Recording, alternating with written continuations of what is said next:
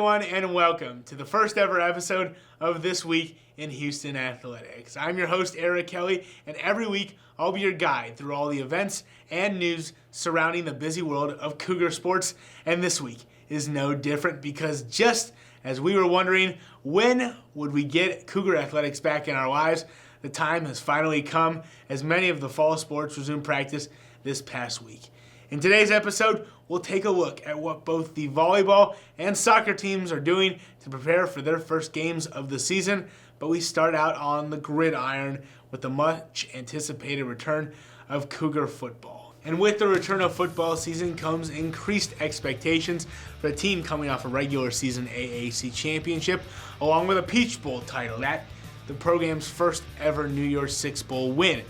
With that, the first coaches poll of the season has the Cougars ranked 13th nationally, their highest preseason ranking since 1991. Along with that, many believe they are the odds-on favorites to repeat as AAC champs. But to the team, last season holds no importance, and all these preseason accolades mean nothing if they don't back them up on the field. You know, people talk about what are you going to do for an encore? What are you going to do different?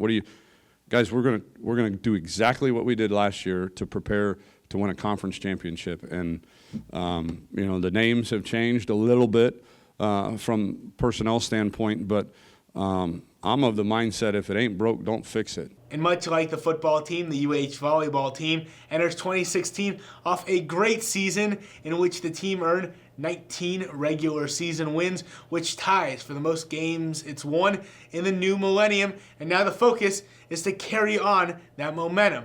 But in order to do that, the team must find a way to win with a relatively young roster. Out of the 21 girls on this year's squad, only 7 of them have more than 1 year of college experience, and there are currently only 2 seniors.